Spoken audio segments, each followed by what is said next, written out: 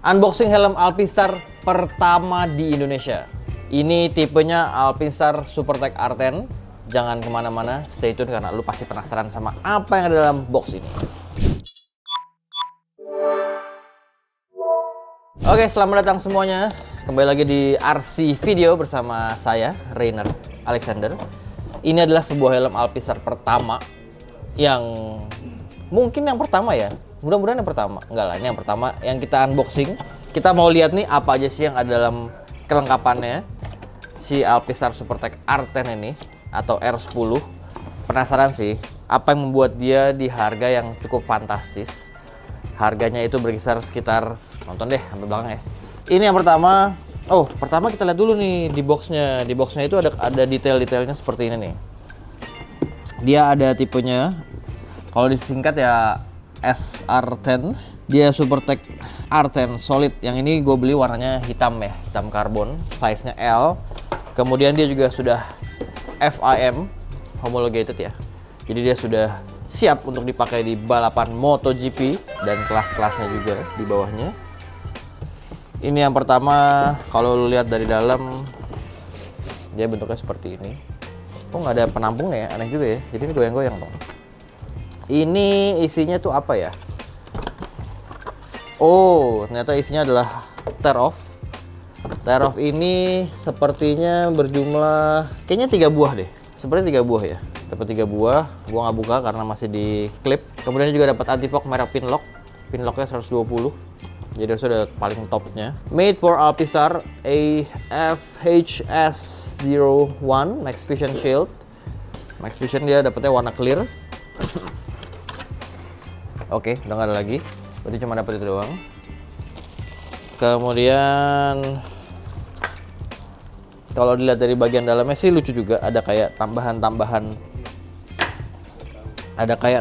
tambahan supaya helmnya nggak jedak-jeduk. Wah, ini sih dari bentuknya aja udah kelihatan ya. Sarungnya sih premium banget. Dia dibikin mengikuti shape dari si helmnya sendiri. Dia juga dapat extra shieldnya. Extra shieldnya ini dapatnya warna hitam. Kalau di website sih gue lihat kayaknya bisa dapat yang iridium dan bla bla bla. Cuman gue nggak tahu itu optional atau emang bisa milih. Tapi gue cuma dapat yang warna hitam ini. Ini oke. Kemudian dia dapat chin guardnya nih. Ini kayaknya additional chin guard sih, ya, ini additional chin guard. Lebar-lebar gini. Kemudian di bagian dalamnya ada lagi, ini ada entah apa, kita lihat. Sisanya silika gel juga. Ini adalah stiker British Motorcycle Sport. Ini kayaknya sertifikasi juga deh. Ace Auto Cycle Union, ACU approved. Entah apa ini. Oh, ini helmet stiker ACU British MC Sport. Oh, jadi dia kayaknya dikasih itu untuk di daerah di negara Eropa sana. Kalau emang yang membutuhkan stiker ini, dia juga sudah include dalam package-nya. Makanya dapat stiker ini. Ini kayak stiker homologasi untuk atau sertifikasi untuk siap balapnya kayaknya dia, yang Britishnya. Keren juga. Kemudian dia juga dapat buku panduan yang nggak kurang tebel. Ini sih tebel banget manual booknya.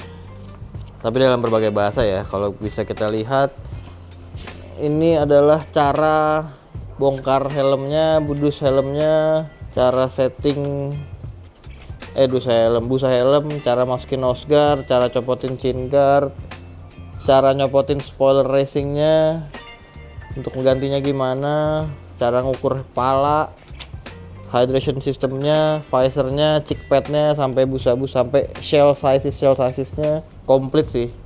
Cuman sekitar 20 lembar yang dalam bahasa Inggris, saya dalam berbagai bahasa. Boleh juga nanti kita dongengin. Oh, ini baik banget sih. Replacement partnya dia ada yang warna clear shieldnya. Visornya ada medium smoke, ada dark smoke, ada silver mirror, ada photochromic. Oh, lumayan banyak loh. Oke, nanti kita baca satu-satu. Baik banget. Kalau enggak, mending kita langsung ke main course-nya aja. Kita langsung bongkar helmnya seperti gimana. Tada. Pasti kalian penasaran. Langsung saja. Ini dia. Oh, ternyata yang gue dapat warna putih helmnya, guys. Oh bukan ding. Ini dia race spoilernya di bagian belakang. Wah ini si karbonnya udah top banget sih kelihatannya.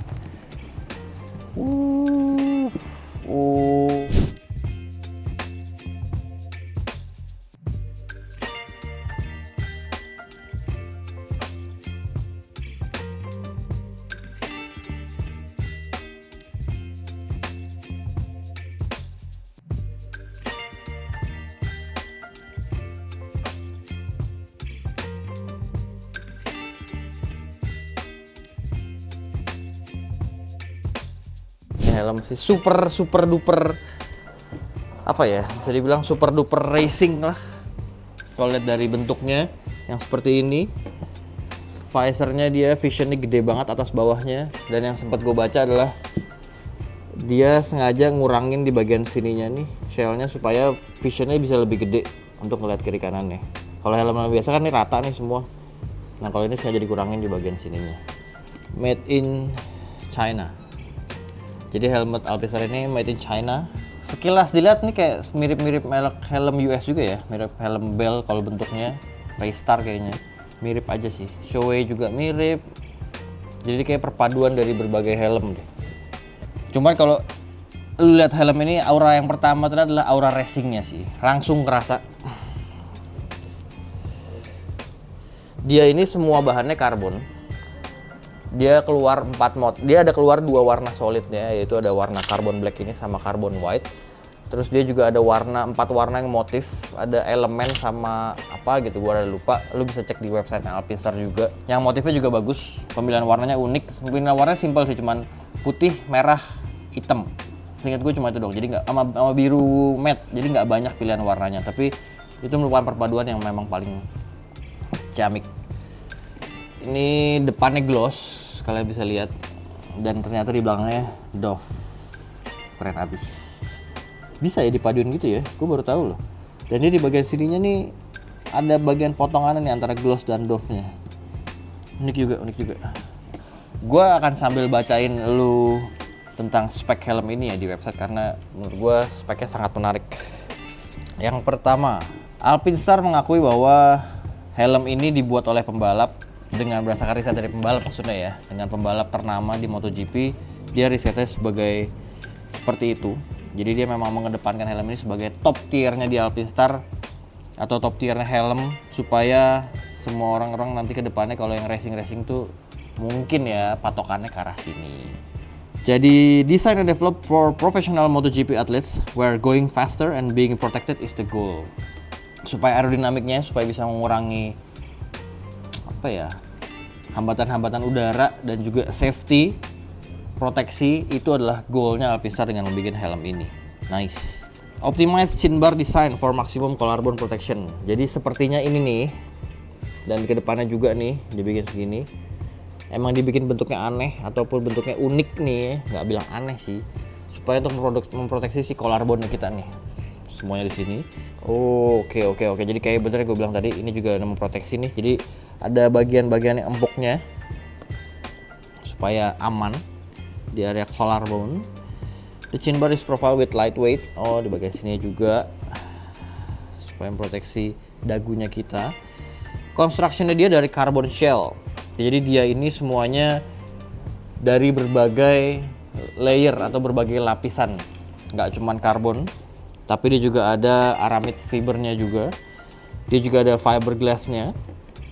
Ada carbon UD carbon composite layer, dan ada 3K high density carbon outer. Jadi yang outernya pakai 3K high density. Oke, dan dia mengakui bahwa helm Alpizar ini didevelop untuk aerodynamic efficiency dan stability. Jadi kalau ini kan yang road spoiler nih, jadi ini bisa dipakai untuk di jalan raya. Kalau kalian ganti ke race spoiler, mereka mendisklaim bahwa mereka bisa mengurangi drag-nya sebesar 4,54%. Jadi si ini nih, race spoilernya ini, kalau diganti sama yang race, itu ngakuin dia bisa ngurangin si hambatan udaranya sebesar 4,54%. Jadi helm ini benar-benar race-use banget. Kalau kalian baca panduan nanti, kalian juga bisa nyopot sendiri si race spoilernya, si road spoiler ini. Tapi sayangnya kita nggak dapet yang race spoilernya. Entah memang nggak dapet dalam package-nya atau itu optional. Gue kurang tahu, tapi karena gue belinya begini nggak dapet ya mungkin kemungkinan besar nggak dapet. Untuk visionnya juga seperti yang tadi gue bilang, dia berusaha untuk maximum vision untuk balapnya. Makanya tadi ada di lower sideline ini nih yang gue bilang, dia diturunin sedikit supaya dia bisa orang ngelihat kanan kiri lebih baik, lebih besar, lebih tinggi, lebih lebar juga. Ini juga kalau lu pun lagi tuck in, lu pun lagi belok lagi ke sini, lagi gimana pun segala macam, lu masih bisa ngelihat dengan baik. Itulah kenapa dia menciptakan Max Vision ini. Lalu si visor ini sendiri pun juga aman, dia juga sudah tersertifikasi. Bahkan dia memiliki ketebalan di tengah sini 2,6 mm dan di pinggir kiri dan kanan ini sebesar 1,6 mm. Oke, keren juga ya. Dan dia dilengkapi dengan anti-fog merek Pinlock 120. Jadi dia aman nih, lu nggak akan berembun. Visornya juga, dia juga sudah yang tadi gue bilang, visor ini juga sudah ECE 22,06 homologated. Oke. Spare shieldnya available dalam warna clear, ini udah dapat lah ya, included. Dapat juga kalau kalian mau beli opsional, bisa dapat medium smoke, dark smoke, mirror silver atau photochromic. Tapi yang tadi kita dapetin adalah warna dark smoke. Yang lucunya, menariknya adalah locknya. Kalau biasanya kita lihat helm-helm itu locknya nggak gerak, yang ini gerak nih. Kalian lihat nih, di locknya ini kalian tinggal dorong ke atas untuk ngebuka. Dia kebuka dikit, baru deh kalian dorong ke atas. Dan kalau kalian tutup, dia langsung otomatis ngelock. Ini langsung turun sendiri. Kebayang nggak? Jadi kalian buka ke atas, kalian dorong, si locknya ini kan akan naik ke atas. Tuh. Jadi ketika kalian turunin visornya, dia akan langsung kunci ke bawah. Klep, langsung kunci ke bawah. Nice. Ini lucu sih lock sistemnya. Cuman mungkin ada rumit ya kalau misalkan dipegang pakai glove balap gitu. Bukanya mungkin ada rumit, tapi gua nggak tahu juga. Gua belum pernah pakai ini di area sirkuit ataupun di jalan raya juga gua belum pernah pakai. Mandalika kali ya, bulan Mei pakai ini ya. Yang bayar siapa? Ininya maksudnya. Mandalikanya ya bisa lah, ininya loh. Kemudian, dia ada 11 ventilasi udara ya. Ada chin bar fans. Jadi dia ada chin barnya 2 nih dalam sini. Langsung dibuka seperti itu kiri kanan. Dia juga ada di bagian atas, ini satu nih gede di top fan-nya, sama di under rear spoilernya di belakang sini juga ada buat ngeluarin si udara panasnya. Jadi begitu masuk terus keluar, masuk dari sini keluar lewat belakang semua supaya sirkulasi udara lancar. Lalu dia juga punya EPS protection yang sangat bagus. Dia ini kalau misalkan helm ya, EPS itu biasanya tuh dalam satu kesatuan. Ini kan batok nih, dalamnya itu kan ada EPS kan yang bagian styrofoamnya itu biasanya kan satu kesatuan bulat gitu. Kalau ini terbagi menjadi 8 bagian. Nanti kalian bisa lihat di sebelah sini ya nggak sih, atau di sini boleh nggak sih, dimanapun yang ada di layar ini, dia tuh kepisah menjadi 8 bagian. Dan dari 8 bagian itu kan ada yang di pipi, ada yang di atas, ada yang di depan, ada yang di belakang. Itu terbagi lagi menjadi 6 density atau 6 ketebalan. Jadi tergantung impact bagian mana yang kemungkinan besar terkena impact paling berat. Nah, itulah paling tebelnya di situ dia bikin. Bener-bener buat race banget sih. Keren. Dan kalau kalian lihat di bagian dalamnya ini, dia itu ada settingannya.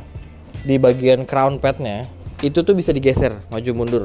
Jadi tergantung bentuk kepalanya orang-orang, tergantung head fit shape-nya, dia bisa dibikin adjustment supaya lebih nyaman. Wah, keren juga ya. Jadi bisa disetting. Ini yang dinamakan fitmentnya A-head, atau ya kalau dibaca lengkapnya ya head gitu kan. E-nya itu pasti dari Alpinstar dong, dan dia sudah dipaten juga nih. Sabi juga. Dan dia itu mengadaptasi dari helm Alpinstar yang ada di motocross.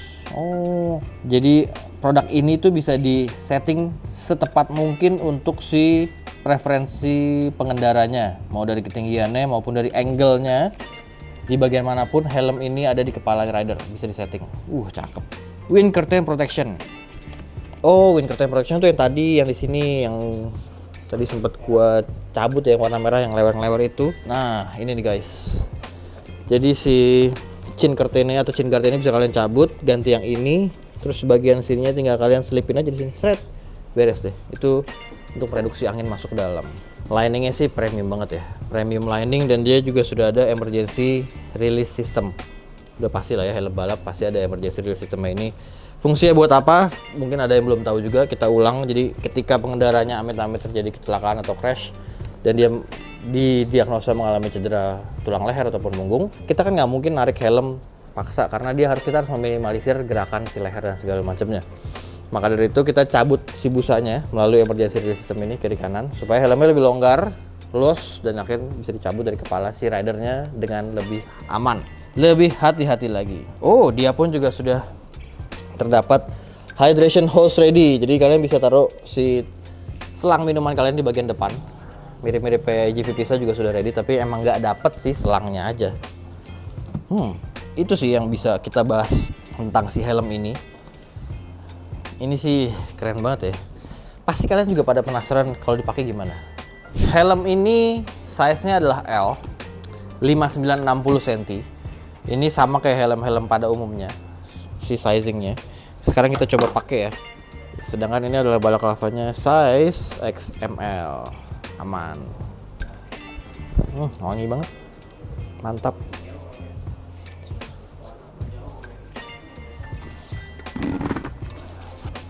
Kita bongkar helmnya, kita coba pakai ya. Oh, gue belum jelasin tentang shell sizes ya. Abisnya gue jelasin ya. Ini adalah shell sizes L. Oh, amazingly ini enak. Cuman buat kacamata memang nggak terlalu oke. Butuh slot lebih kayaknya. Masuk sih, tapi ada ketekan sedikit. Ini adalah helm dengan shell size L, jadi sedikit besar di badan gue karena gue biasa pakainya M.